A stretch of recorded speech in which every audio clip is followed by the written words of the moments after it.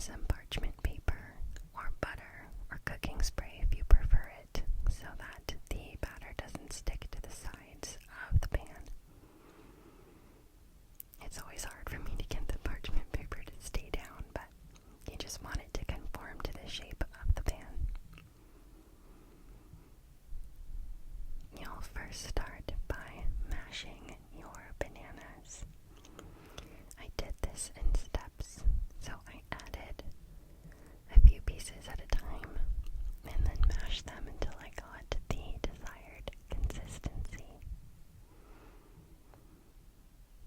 Once the bananas have those brown spots, I find that they're very sweet and they taste delicious in this recipe. I've also frozen bananas to use at a later time and thawed them out, and they work just fine. You sort of want to eyeball your consistency until it looks like this, and then your bananas are perfectly mashed and ready to be set aside. Next up, we're going to prepare our dry ingredients. Since we're not using a food scale, we're just going to spoon the flour into the measuring cup, like so. And I kind of pat it down with a spoon. I'm by no means a professional baker, I'm just a home baker, and this method of spooning flour has worked for me so far, so if you have a food scale, you can be much more precise with your measurements. I made this little divot so we can add our baking soda and baking powder, which are our chemical leaveners. I did not add salt to this dry ingredient mix because we're using salted butter. So if you are using unsalted butter, you'll want to add your pinch of salt or your salt to taste at this point in the recipe.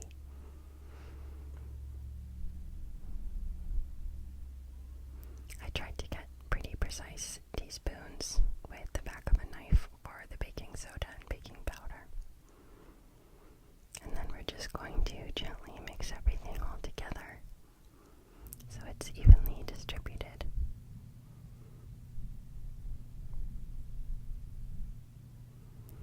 Once we're done mixing, we'll go ahead and set that aside to be added to the mixer at a later time.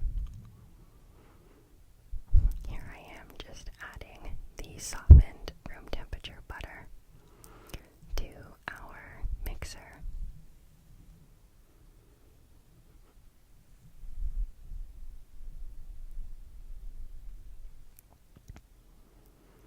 I first beat the butter on medium speed until it's a bit fluffy, and then I add in my sugar gradually.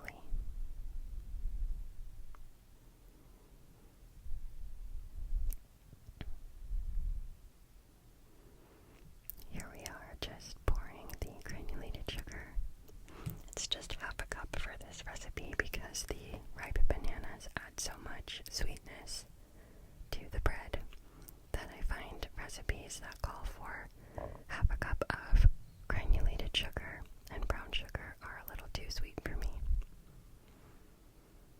On top of the half a cup of sugar and the 3 ripe bananas, we're adding white chocolate chips, so I find that this is a perfectly sweet bread, even with not that much sugar added to the batter.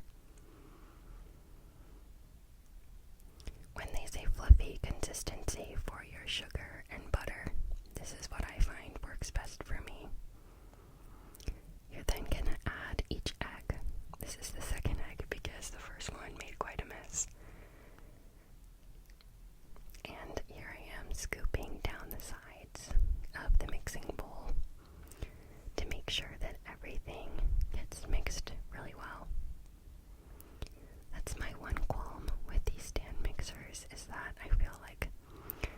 recipes with the paddle attachment, a lot gets stuck to the side of the bowls.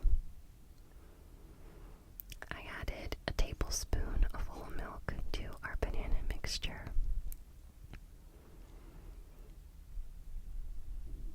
And we're going to add that in gradually as well.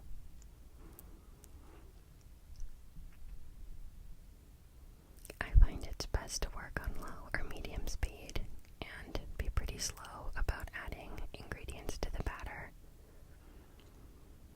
so everything is well incorporated and mixed thoroughly. This wasn't on the recipe card, but if you'd like, you can add vanilla extract. And you can also add cinnamon to taste to the dry ingredients, but I'm not a big fan of cinnamon in my banana bread. But I know it is a popular flavor for banana breads. That's the fun part about these kind of recipes, is you can kind of tailor it to your personal tastes with mix-ins and other flavorings.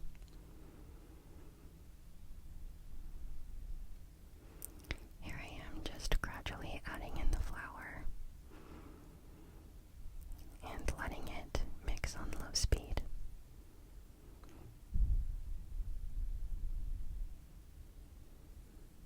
I'm going to once again scrape down the sides, and you can see some unincorporated flour on the top there.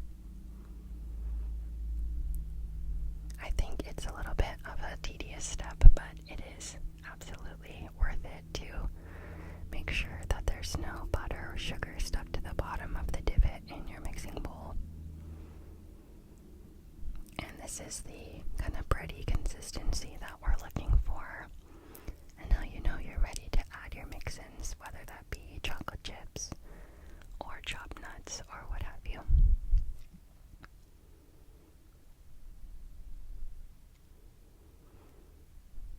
So here's our little cup of white chocolate chips going in. And I'm doing one more scrape down of the sides.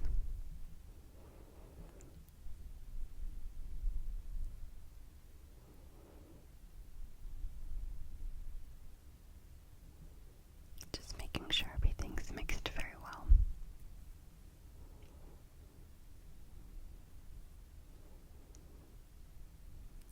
There's our chocolate chips. I do like the flavor of the white chocolate chips. I think it's more subtle and the banana gets to shine a bit more. Whereas semi-sweet or dark chocolate chips kind of overtake the bread, but I know that those are really popular flavors to do with banana bread. I also saw a comment about adding no mix-ins and then adding Nutella after on one of my other videos, and that sounded really tasty. Here I am just pouring the batter into our loaf pan. Banana bread is considered a quick bread, so you just pour the batter and bake.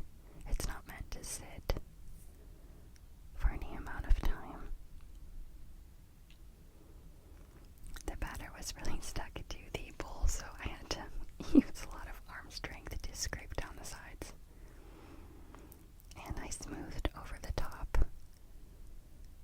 You can really make banana bread so beautiful by adding like sliced banana or chopped nuts or seeds or even peanut butter or a Nutella swirl on the top of them.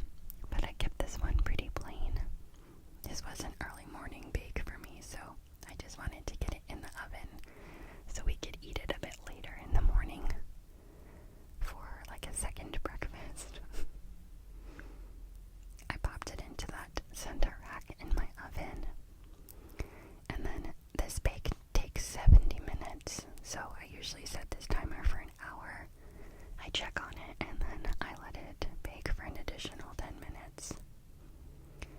And at the end of that 70 minutes, it's nice and golden and beautiful and ready to sit on the counter to cool off, which is the hardest part when you have this yummy bread sitting in front of you. This is usually how I test if it's done. I take a little wooden skewer and I make sure that it comes out clean. So I take a little wire rack and let it sit there. On this day, Mr. Goob didn't know that I was filming a video, and he actually took the parchment paper off and took a cheeky slice before I could slice the bread, so it got to cool down for as long as it could before he got into it. I was really happy with how it baked. Kind of just showing you the color here. This is when I discovered that my bread had been stolen before it finished cooling down, but it was fine in the end. It actually worked out because I got to show you the inside bake. It came out really nice, and it was nice and moist from having sat on the counter to finish cooling.